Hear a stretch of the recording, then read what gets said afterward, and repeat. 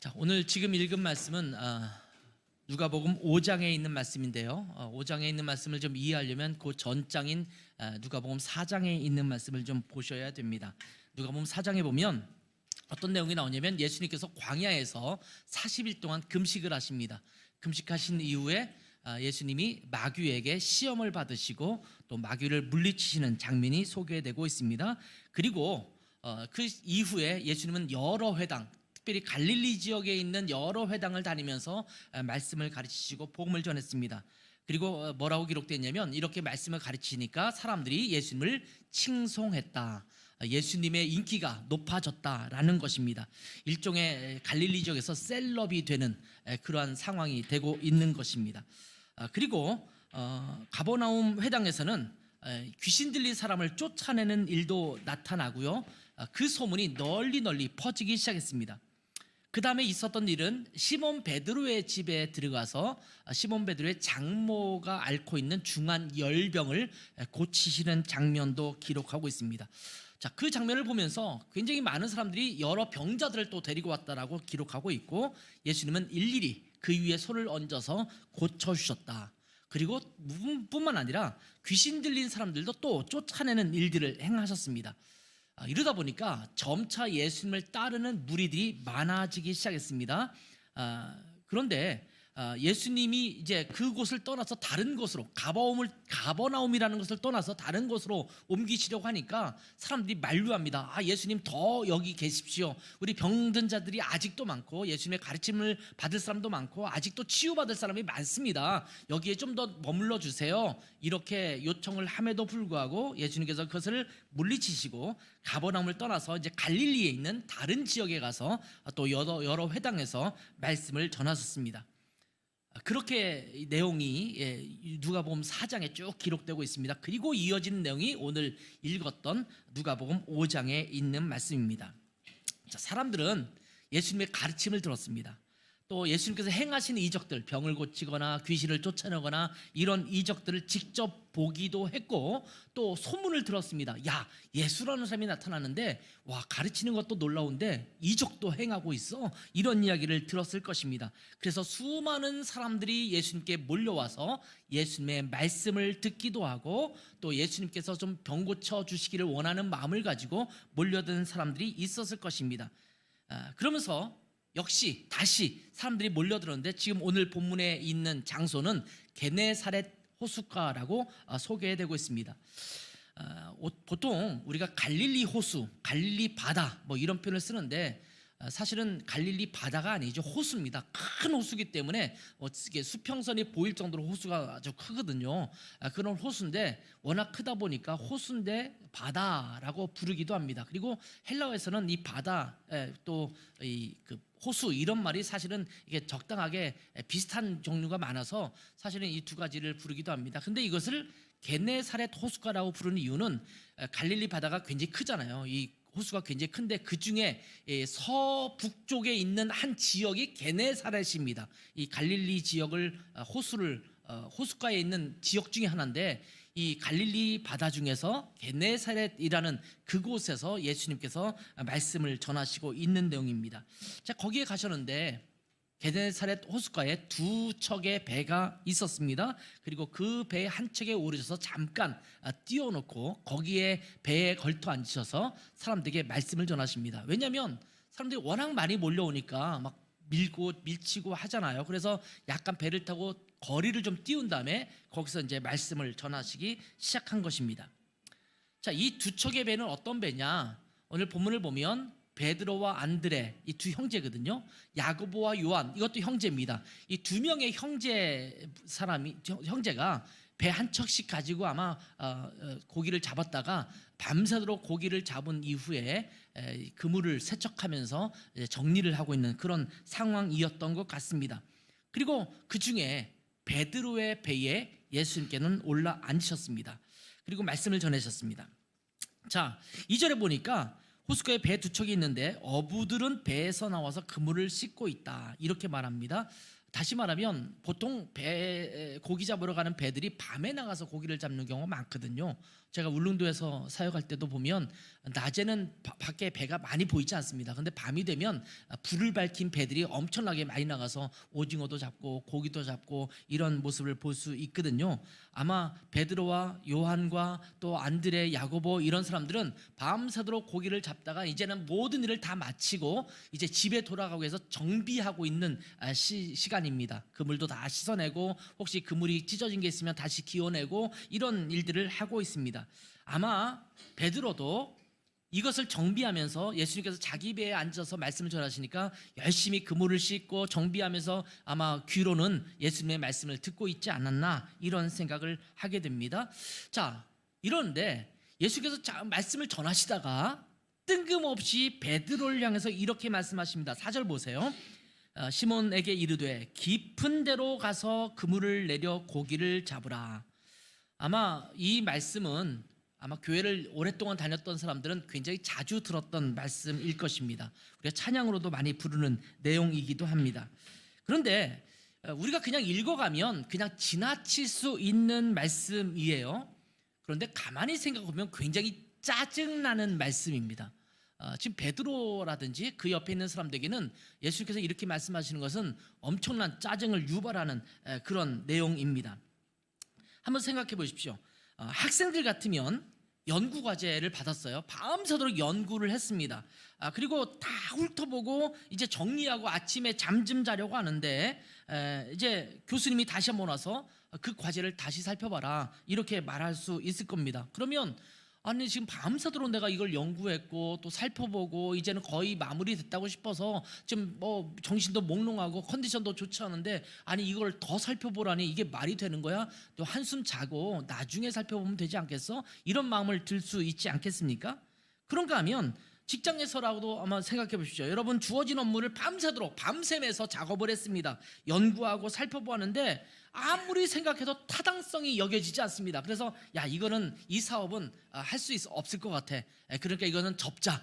밤새도록 내가 눈이 빨갛게 되도록 연구해봤지만 이거는 도무지 가능성이 없어. 이렇게 생각을 하면서 정리하려고 하는데 갑자기 부장님이 나타나서 다시 한번 살펴봐라. 이렇게 말씀하고 있는 겁니다. 부장님 제가 밤새도록 살펴보았는데요. 이건 도무지 안 될 일입니다. 타당성이 전혀 없습니다. 제가 이 일에는 전문가 아닙니까? 전문가의 눈길로 쳐다봤는데 이건 아닌 것 같아요. 이렇게 말할 수 있지 않겠습니까? 지금 베드로에게는 그런 일이 벌어진 겁니다. 베테랑 어부로서 열심히 전문가로서 밤새도록 이 고기를 잡다가 왔어요. 근데 그날 밤에는 한 마리도 잡지 못했습니다. 그리고 이제 그물을 정리하고 있는데 목수가 갑자기 나타나서 자 깊은 데로 가서 거의 정리가 끝나가고 있는데 깊은 데 가서 그물을 다시 내리라고 말하고 있는 겁니다. 이것은 어처구니 없는 명령이죠. 예수님께서 내리시는 명령은 타당성 있는 명령이 아닙니다. 어처구니 없는 명령입니다. 우리가 성경을 읽고 묵상하다 보면 굉장히 자주 맞닥뜨리는 내용 중에 하나가 뭐냐면 말도 안 되는 명령이 굉장히 자주 내려지고 있다라는 겁니다. 지금까지 예수님은 사람들에게 말씀을 전하시면서 그 옆에서 그물을 정리하고 있는 베드로 그리고 그의 동료들이죠. 안드레, 야고보, 요한 이런 사람들을 아마 보셨을 겁니다.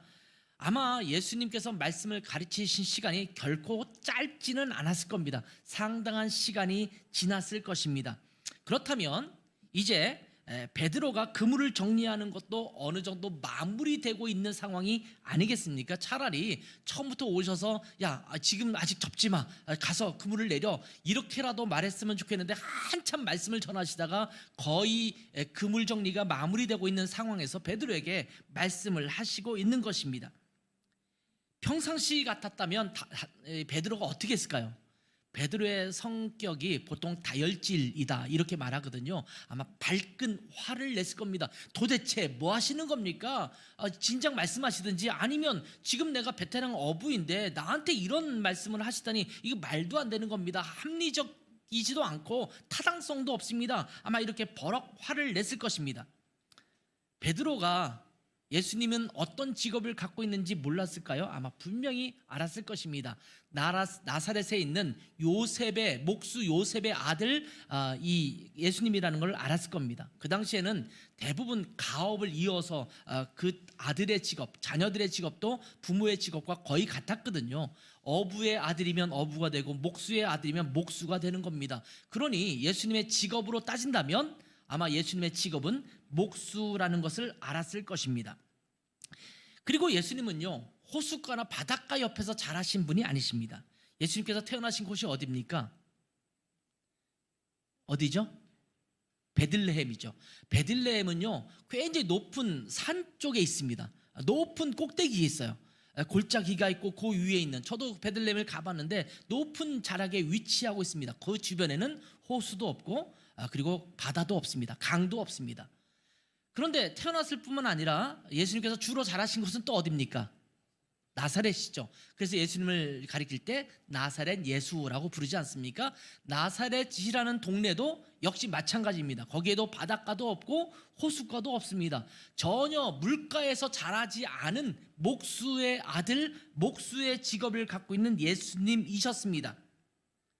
그런데 목수인 예수님이 베테랑 어부인 베드로에게 뜬금없이 깊은 데로 가서 그물을 던지라고 말씀을 하고 있습니다. 더군다나 이미 밤새도록 고기를 잡았지만 한 마리도 잡지 못한 상태로 허탈하게 그물을 정리해서 다 마무리되고 있고 이제는 곧 집으로 가려고 또 가서 좀 쉬려고 하는데 다시 나가서 그물을 내리라고 말씀하고 있는 겁니다.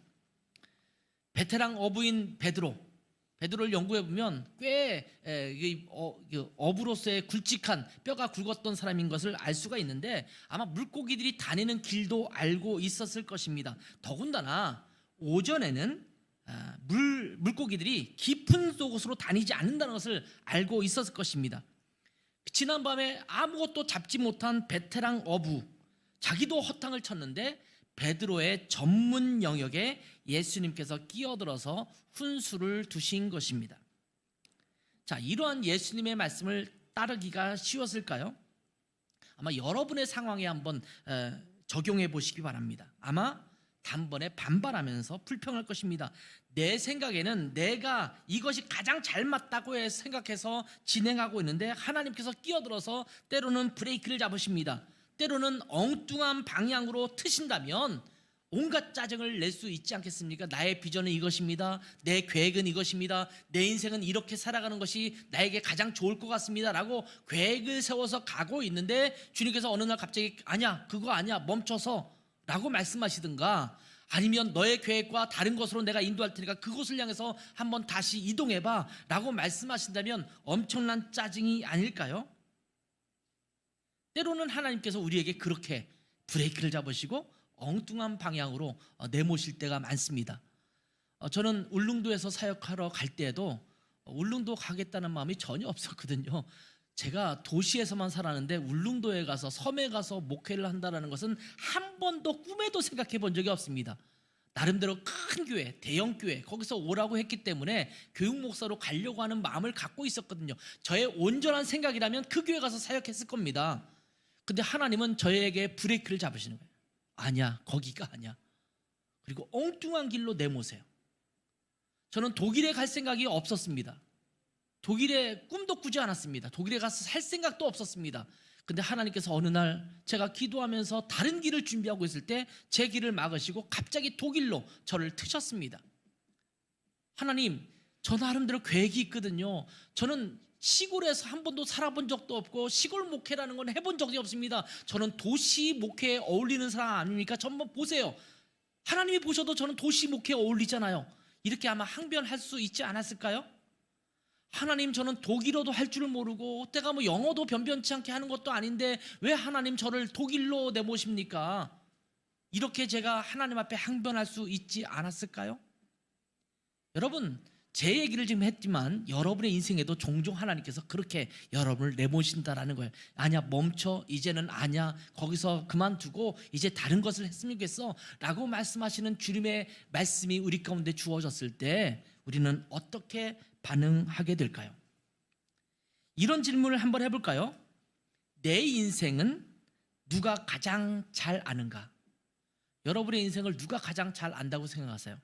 지금 설교 시간이니까 아마 여러분은 서슴지 않고 주님이요 이렇게 말씀을 하시겠지만, 곰곰이 여러분의 일상으로 돌아가서 여러분이 여러분의 인생을 계획한다고 한다면, 그래도 나는 내가 잘 알지, 내가 나를 알아, 이렇게 말씀하시지 않을까요? 과연 그렇다면 내가 나 자신을 정말 잘 알고 있을까요? 60을 넘게 살아봐도 어떤 때는 제가 잘 모르겠어요. 저를 모르겠어요. 아, 내가 이런 사람이었구나. 이런 일을 행해도 내가 맞을 것 같은데, 아, 이건 나한테 맞지 않는 일이었구나. 이런 것들을 느낄 때가 참 많거든요. 인생을 돌이켜보면 내 선택이 언제나 옳았던 것은 아닌 것을 발견합니다. 여러분, 인생을 선택해서 다니면서 지금 후회되는 일이 있지 않습니까? 여러분, 이런 질문 던져보세요. 10년 전으로 돌아간다면, 20년 전으로 돌아간다면, 아니면 여러분 고등학교 시절로 돌아간다면 여러분은 어떤 선택을 하셨겠습니까? 여러분이 대학의 과를 선택할 때, 여러분이 배우자를 선택할 때, 또 여러분이 여러 가지 어떤 직업이나 이런 것들을 선택할 때 어떤 선택을 하셨겠습니까? 어떤 거는 나 선택 잘했다, 괜찮다라고 여겨지는 것도 있지만, 어떤 거는 야, 그때 내가 다시 돌아간다면 이 선택하지 않았을 거야, 이건 나한테 좀 잘못된 것 같다, 이렇게 생각하는 부분도 분명히 있을 것입니다. 주님께서 내게 끼어들어서 뭔가를 말씀하시면 우리는 어떻게 해야 할까요? 정말 타당성 있는 이야기, 그럴듯한 이야기를 하시면 괜찮아요. 그런데 어떤 때는요, 정말 어처구니 없는 말씀을 하실 때가 있거든요. 그렇다면 여러분 어떻게 하시겠습니까? 난공불락인 여리고 성을 앞두고 이스라엘 모든 남자들이 할례를 받아야 된다, 이렇게 말씀하시고, 또 여리고 성을 돌 때에 그저 하루에 한 바퀴씩만 돌라라고 말씀하신다면 여러분 거기에 곧바로 순종할 수 있으시겠습니까? 언제 적이 밑으로 내려와서 화살을 쏘며 공격할지도 모르는데 우리는 그렇게 방어적으로 할 수밖에 없는가, 이렇게 생각하지 않겠습니까? 아람의 나아만 장군이 선지자 엘리사에게 와서 자기의 한센시 병을 좀 고쳐달라라고 했을 때 그냥 아무 말도 하지 않고 쳐다보지도 않고 요단강에 가서 7번 씻으라고 이야기를 한다면, 여러분에게 그런 일이 벌어진다면 여러분은 그 말에 순종할 수 있겠습니까? 기다리던 끝에 100살이 다 돼서 겨우 아들 하나 얻었습니다. 그것도 하나님께서 철석같이 말씀하시기를 이 아들은 너에게 약속한 약속의 아들이다, 이렇게 말씀하셨습니다. 근데 어느 날 갑자기 그 아들을 정말 귀여워하고 기뻐하고 예뻐하면서 키웠는데 청소년까지 되는데 갑자기 가서 번제로 드리라고 말씀하신다면 여러분은 그 말씀에 납득하면서 순종할 수 있으시겠습니까? 때로는 납득하기도 어렵고 이해할 수도 없고 정말 어처구니 같은 없는 그런 말씀을 명하시면 여러분 어떻게 해야 할까요? 여기에서 그리스도의 주님 되심이 드러나야 합니다. 로드십이 드러나야 합니다. 내가 나를 가장 잘 안다고 착각하면 안 됩니다. 하나님보다 나를 더 잘 아시는 분은 없습니다. 머릿속으로 우리는 다 이해하고 있어요.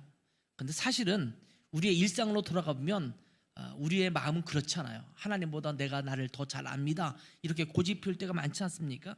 그런데 오늘 본문의 상황에서 베드로는 예수님의 이러한 어처구니 없는 명령에 그대로 순종합니다. 아니, 베드로답지 않게 왜 그랬을까요?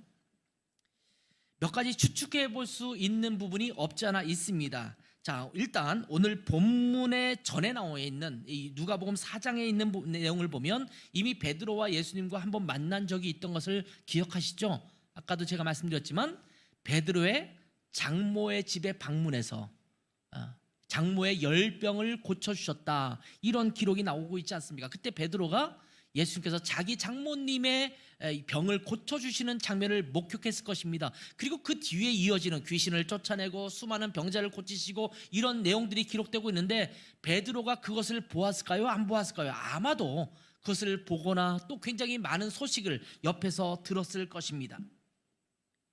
그리고 요한복음 1장 40절 42절, 요한복음 1장 40절에서 42절에 보면 이전에 자기 동생인 안드레의 인도에 따라서 예수님을 이미 한번 만났던 적이 있는 것을 보게 됩니다.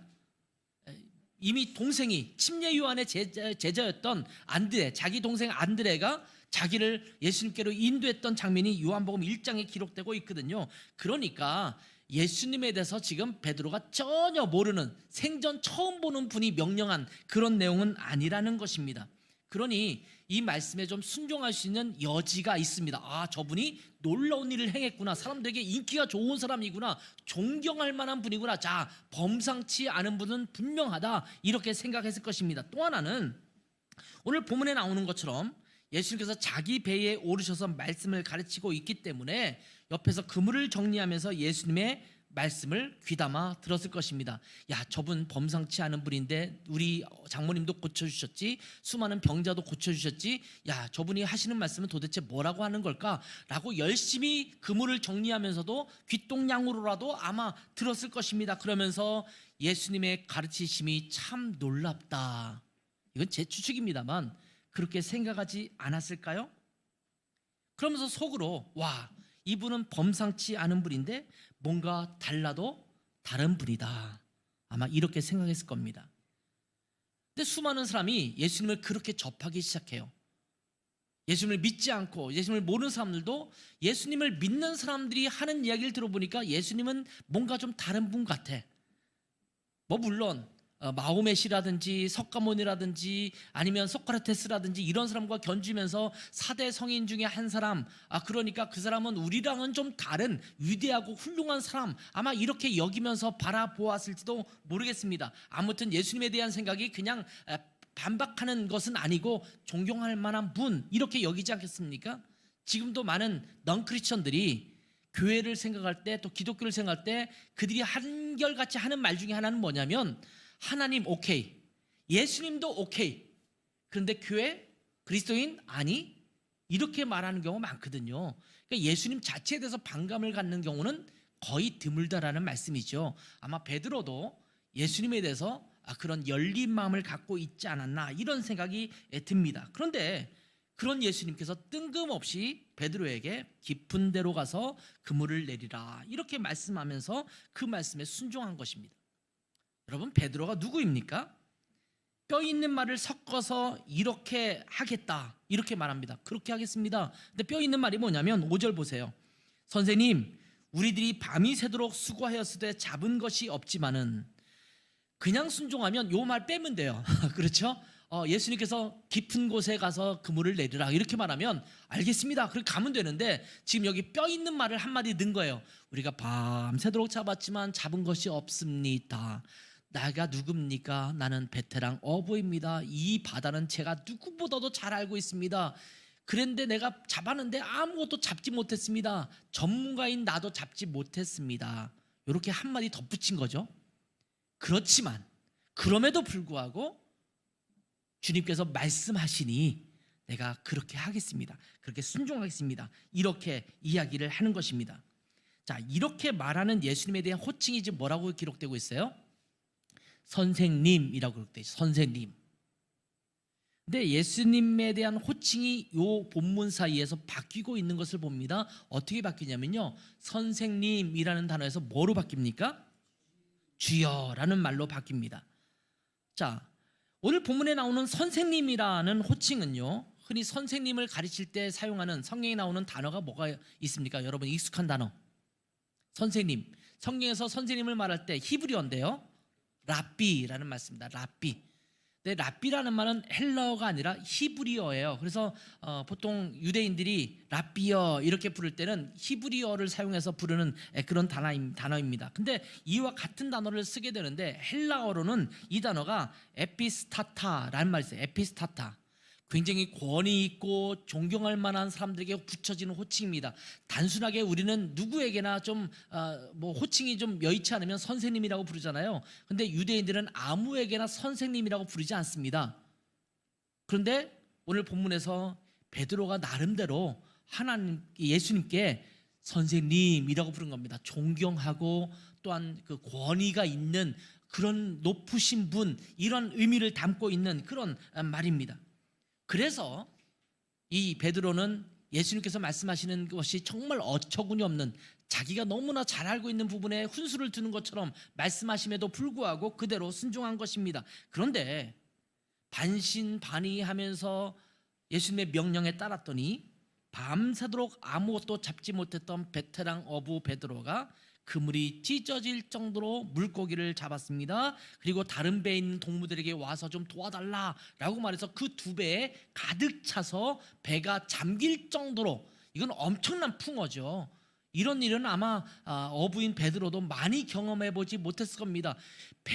두 배가 가득 잠길 정도로 그렇게 엄청난 물고기를 잡았다라는 겁니다. 대박 사건입니다. 이 말도 안 되는 사건에 베드로는 아마 스스로도 깜짝 놀랐을 겁니다. 이게 뭐지?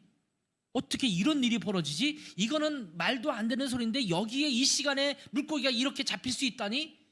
내 평생의 모든 경험을 경험해봐도 이런 것은 있을 수 없는 일인데, 아마 이런 생각을 하지 않았을까요? 그리고 베드로가 예수님께 나와서 했던 행동이 무엇입니까? 예수님의 무릎 앞에 엎드립니다. 8절 보세요. 예수의 무릎 아래 엎드려 말합니다. 뭐라고 말합니까? 주여, 나를 떠나소서, 나는 죄인이로소이다. 일단 호칭이 바뀝니다. 선생님에서 지금은 주여라는 호칭으로 바뀌는 것을 보게 됩니다. 자, 오늘 이 본문을 그대로 따오면 이 주여라는 표현이 퀴리에라는 단어가 쓰여지지만 이거는 퀴리오스라는 헬라어에서 나온 말입니다. 퀴리오스라는 말은 주님이라는 말이에요. 구약 성경에 아도나이라고 하나님을 부를 때 사용되는 아도나이라는 단어가 신약 성경에서 헬라어로 번역되면 퀴리오스라는 단어가 돼요. 주인님이라는 말입니다. 바닷속 물고기의 움직임조차도 꿰뚫고 있는 창조주이신 전능자 하나님을 예수님에게서 보게 된 것입니다. 와, 저분은 그냥 선생님, 존경할 만한 분, 좀 범상치 않은 분, 그것을 뛰어넘어서 모든 것을 주관하는, 우주 만물을 주관하시는 창조주 하나님이시구나, 이것을 깨달은 겁니다.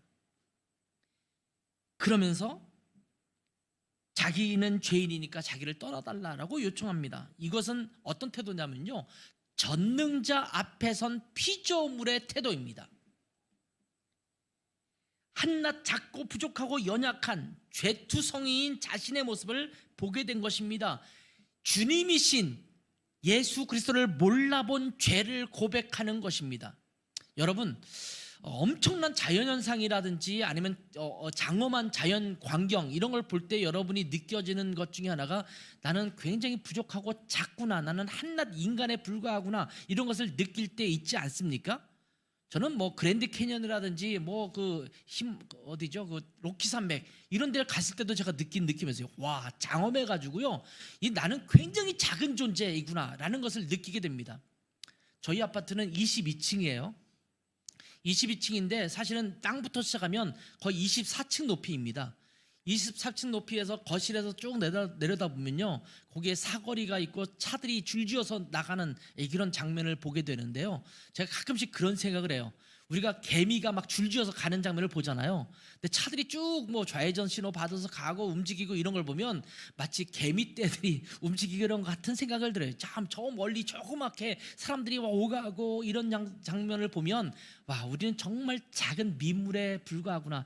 24층 높이에만 와도 우리는 이렇게 작은 인간인데 엄청나게 크신 하나님 앞에 우리가 맞닥뜨리면 우리가 얼마나 작고 초라한 존재일까. 더군다나 거룩하신 하나님, 공의로우신 하나님, 그 하나님 앞에 서면 우리가 얼마나 부족한 자처럼 보일까. 이것을 우리가 경험할 수 있지 않을까요? 우리가 예배 시간에 하나님 앞에 나왔을 때 그것을 우리가 경험해야 돼요. 아, 존엄하신 하나님, 영광스러운 하나님, 물론 그분은 우리를 사랑하시고 우리를 자비롭게 긍휼로 우리를 바라보시는 그런 하나님이십니다. 그럼에도 불구하고 그는 거룩하시고 공의로우시고 의로우신 분이십니다. 그 장엄한 하나님 앞에 섰을 때 우리가 주님 앞에 우리 자신을 엎드릴 수밖에 없지 않겠습니까? 주님, 경배할 수밖에 없습니다. 나는 죄인이군요. 그래서 우리가 예배 때 나아가면 우리 죄를 회개하고 자백할 수밖에 없는 그런 상태가 되는 것입니다. 뭔가 능력을 행하고 좋은 가르침을 주시는 좋은 선생님, 존경할 만한 권위 있는 분 정도가 아니라 전능하신 하나님으로 고백하는 것입니다. 조금 전에는 꽤 존경할 만한 분이기 때문에 순종했지만 그 정도가 아니라 만물의 주관자이신 주님 앞에 엎드릴 수밖에 없었던 것입니다. 여러분이 왜 주님의 말씀에 곧이곧대로 순종하지 않으며 살아갈까요?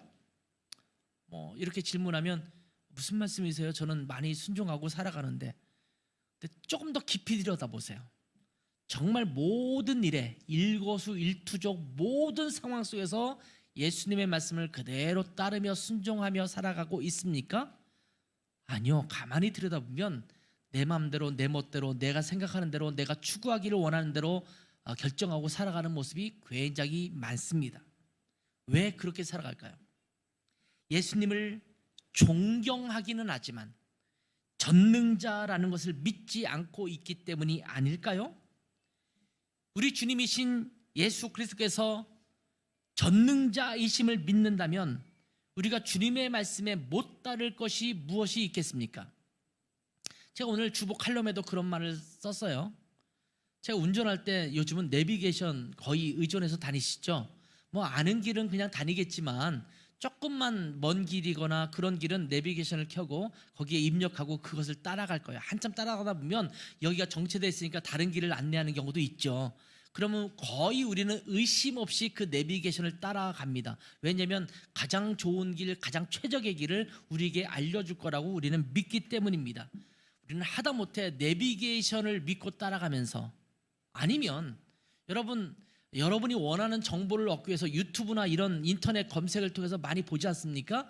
그리고 때로 어떤 때 얘기하다 보면 많은 분들이 유튜브에서 이렇게 얘기했다. 마치 유튜브가 바이블 같아요. 우리 아들하고도 얘기할 때 뭘 얘기하면서 아빠 이건 이렇대요. 그래서 그걸 어디서 들었어? 유튜브에서 그렇게 나오던데요. 그렇게 얘기해요. 여러분, 유튜브는 굉장히 편향된 것도 많거든요. 한쪽을 보면 알고리즘에서 계속 그것만 보게 되니까 다른 것을 못 보게 만드는 문제가 있어요. 그러니까 내가 한쪽을 보면 계속 그것과 관련된 것만 떠요. 그러니까 계속 이쪽에 편중하는 거예요. 이쪽을 못 보게 만들어요. 그러면서 이걸 믿는 거예요. 그러니까 우리의 생각이 자꾸 그쪽으로 오리엔티드 되는 거예요. 방향성이 자꾸 지어지는 거가 되는 거거든요.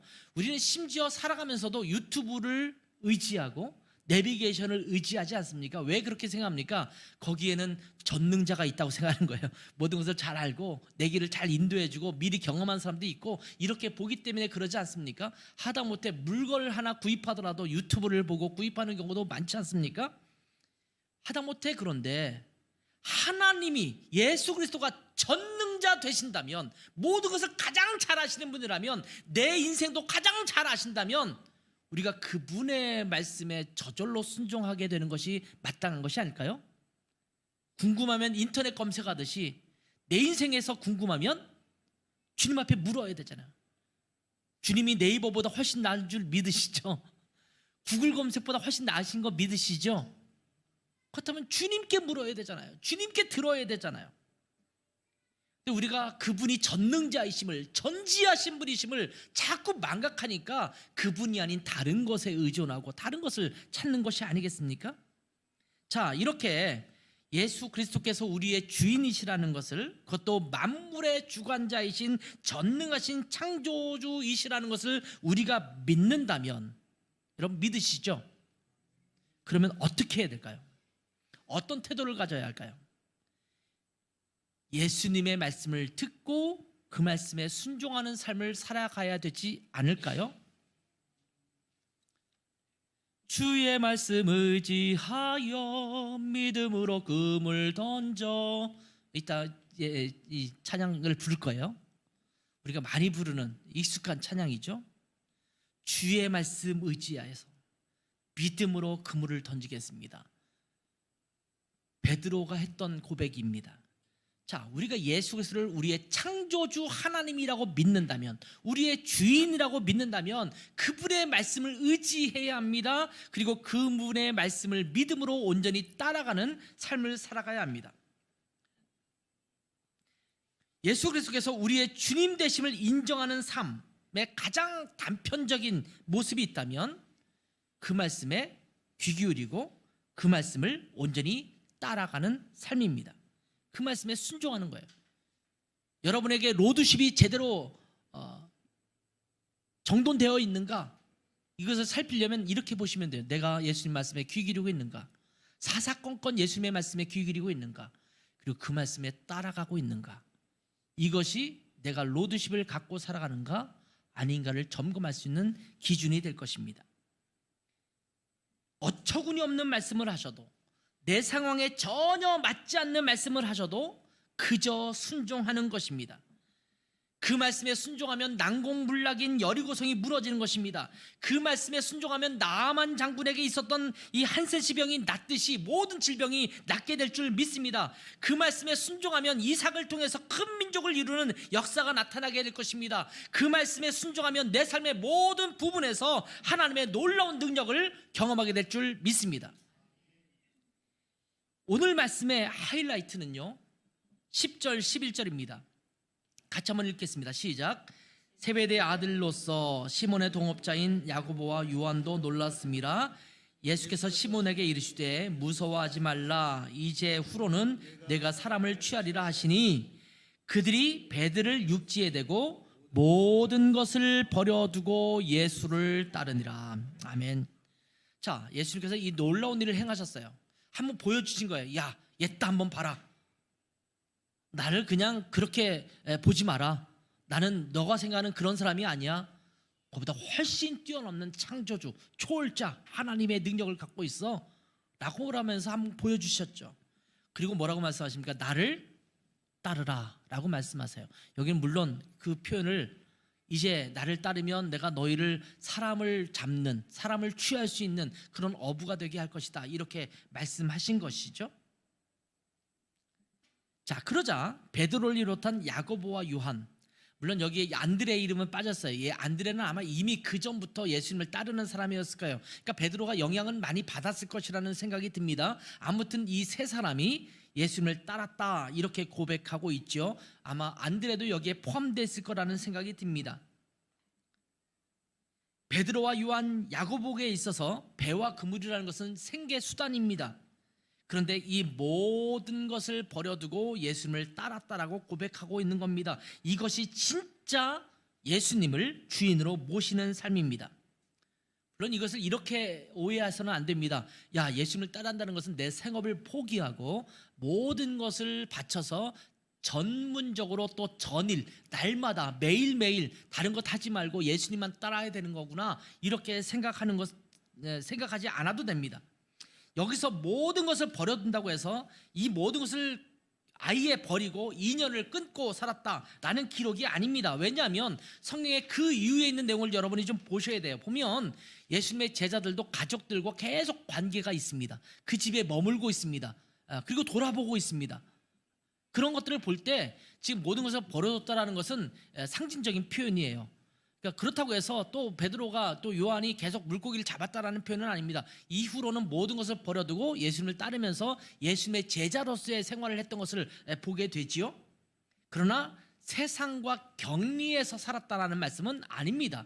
산속에 들어가서 지내듯이 그렇게 살아간 것이 아닙니다. 예수님을 전적으로 따르며 예수님의 가르침과 예수님의 지시하심에 우선순위를 두고 살았다라는 표현입니다. 오늘 본문 5절에 베드로가 고백했던 것처럼 주님의 말씀에 의지하여 순종하는 삶을 이제는 계속 살게 되었다라는 표현입니다. 다른 모든 것들은 예수님의 말씀을 따르는 것에 방해물이 되지 않았다는 겁니다.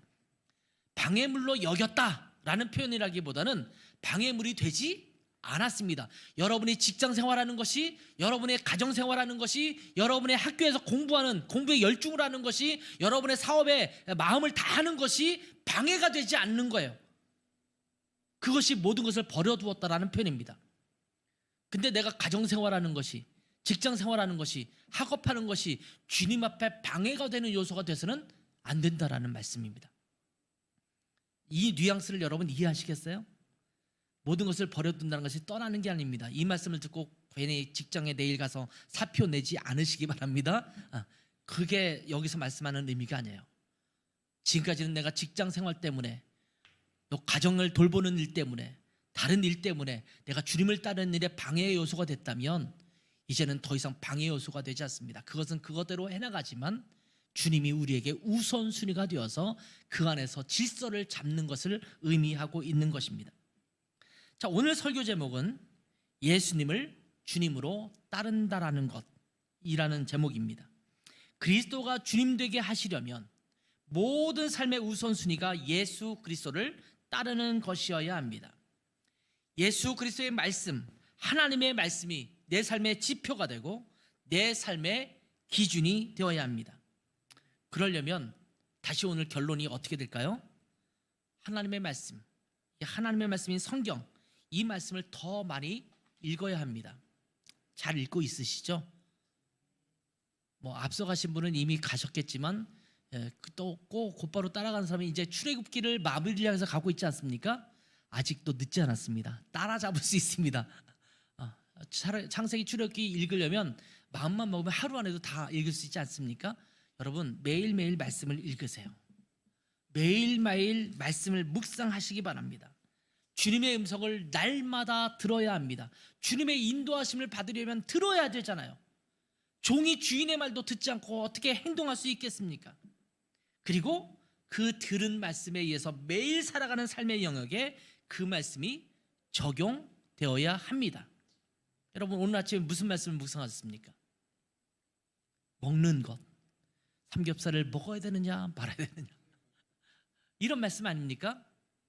부정한 것은 먹지 말고 정한 것은 먹으라, 이렇게 말씀하시는데 그 말씀의 핵심이 무엇입니까? 너희는 하나님의 성민이다, 거룩한 백성이다. 그러면 구별된 백성이면 그런 삶의 모습에서도 구별된 모습을 보여라. 이것이 하나님께서 우리에게 주시는 메시지잖아요. 그 말씀을 들었으면 여러분의 말하는 것, 눈빛 하나, 행동 하나, 내가 그리스도인으로서 구별된 삶을 삶 속에 살아가야 되잖아요. 직장에서, 교회에서 그런 모습을 보여야 되잖아요. 이것이 주님의 말씀을 따라 살아가는 것입니다. 내 삶의 모든 영역에 그 말씀을 듣고 적용하며 살아가는 것입니다. 예수님, 내 삶의 주인이 되어 주시옵소서. 내 삶의 모든 영역에서 오직 예수 그리스도만 주인으로 삼고 주님의 말씀에 따라 살아가게 하옵소서. 이런 기도로 나아가기를 축복합니다. 자, 말씀을 마무리합니다. 우리 함께 기도하는 시간을 좀 가졌으면 좋겠어요. 오늘부터는 매번 설교 끝나면 기도 제목 한두 가지 주고 기도하려고 그래요. 오늘 두 가지 기도 제목을 드릴게요. 내 삶 속에 아직도 예수님이 주인 되시지 못한 부분이 있다면 그것을 주님 앞에 내려놓습니다. 그 부분에도 예수님이 주인 되게 하옵소서. 우리는 그런 젊은이는 없을 것 같아요. 맨날 게임만 하는 젊은이 있다면 그 취미생활, 주님이 주인 되셔야 되잖아요. 먹는 것, 오늘 심대웅 목사님이 큐티 나누시면서 그런 말씀 하셨는데, 먹는 것에 주님이 주인 되시는, 탐식, 과식 이런 게 아니라 먹는 것에 예수님이 주인 되시도록, 내가 누군가의 인간관계 교제권이 있다면 그 교제권이 예수님이 주인 되시도록, 부부관계가, 부모 자녀 관계가 예수님이 주인 되시도록, 혹시 내가 놓치고 있는 부분이 있다면 하나님 그 영역에 물질이나 미래와 진로와 모든 것에서 예수님이 주인 되게 하옵소서. 두 번째는요, 주님의 말씀을 잘 따르기 위해서 매일 주님의 말씀을 읽게 하시고 깊이 묵상하게 하옵소서. 말씀을 귀를 기울이는 삶이 우선되게 하옵소서. 그리고 그 말씀을 잘 깨닫고 행하는 삶이 되게 하옵소서. 오늘 베드로가 주님, 내가 예수님 존경하는 분이 아니라 전능자 하나님을 믿어서 이제는 주님을 따르겠습니다. 모든 것을 버려두고 주님의 말씀을 따라 주님께 순종하며 살겠습니다. 이렇게 고백했듯이 이 기도를 주님 앞에 드리면서 나아갔으면 좋겠습니다. 함께 이 두 가지 제목을 두고 함께 기도하는 시간 가져왔습니다. 기도합니다. 아버지 하나님, 이 시간 우리가 말씀을 듣고 주님 앞에 나아갑니다. 하나님, 말씀을 의지해서 어처구니 없고 또 말도 안 되고 납득할 수도 없고 이해할 수 없는 주님의 말씀을 들었을 때 베드로가 순종했던 모습을 우리가 함께 봅니다. 이제 예수님께서 이제 범상치 않은 분인 것을 깨닫는 것을 넘어서서 그분이 창조주 하나님이시며 우리의 주권자이심을 깨닫고 주님 주님이라고 고백하며 모든 것을 버려두고 주님을 따르듯이 하나님 이 시간도 우리가 우리의 인생과 우리의 삶 속에서 예수님이 주인 되시기를 간절히 원합니다. 하나님 우리의 삶 속에서 아직도 여전히 예수 그리스도가 주인 되지 못한 부분이 많이 남아있는 것을 고백합니다. 우리의 취미생활과 또 우리의 식습관과 하나님 우리의 운동하는 것과 또 우리의 삶의 여정과 다른 사람과의 관계와 하나님 또한 가정과 물질과 시간과 모든 것에 있어서 하나님 예수 그리스도가 주인 되시기를 원합니다. 내가 직장 생활함에 있어서도 예수님께서 주인 되어 주시고 하나님 집안에서 살림하는 데 있어서도 예수님께서 주인 되어 주시고 내가 놀고 즐기는 것에서도 예수님께서 주인 되시는 삶이 되게 도와주시기를 원합니다. 그래서 삶의 모든 구석 속에서 예수님이 주인 되시지 않는 곳이 없도록 하나님 우리의 인생과 우리의 삶 가운데 예수 그리스도가 주인 될 수 있도록 은혜 주시기를 원합니다. 하나님 이제 주님의 말씀을 우리가 잘 귀를 기울여 듣고 그 말씀대로 행해야지 주님의 말씀이 또한 주님이 우리의 삶 속에서 진짜 주인 되실 수 있는데 하나님 우리가 말씀을 잘 읽게 도와주시고 묵상하게 도와주시기를 원합니다. 말씀에 우리가 귀를 기울이게 도와주시옵소서. 주님께서 우리 가운데 말씀해 주시면 그 말씀에 아멘하며 순종할 수 있는 삶이 우리 가운데 있게 도와주시옵소서. 그래서 하나님 우리의 모든 삶이 주님의 말씀에 따라 순종하며 예수 그리스도가 주인 되게 하는 그런 삶이 되게 하옵소서. 하나님 주님 역사해 주시옵소서. 아버지 하나님 우리의 삶 속에서 아직도 예수님이 주인 되시지 않은 영역들이 많은 것을 고백합니다. 우리의 욕망과 우리의 욕심 또 우리가 추구하는 것들 우리가 꿈꾸는 것들 이 모든 것에서 예수 그리스도가 주인 되게 하시고 사소하게 여겨지는 그 모든 부분도 예수님께서 진짜 주인 되시게 하는 삶이 있게 하옵소서. 하나님 이제 그러기 위해서 말씀을 계속 잘 듣게 하시고 말씀에 의지하여 순종하는 삶 되게 도와주시고 그래서 우리의 삶이 예수 그리스도가 우선되는 삶이 될 수 있도록 인도해 주셔서 주님 앞에 맡겨진 삶 주님께서 송두리째 이끄시는 삶 그래서 거룩한 삶으로 주님 앞에 영광 돌리는 복된 삶이 될 수 있도록 하나님께서 역사해 주시기를 간절히 원합니다. 감사하며 예수님의 이름으로 기도했습니다. 아멘.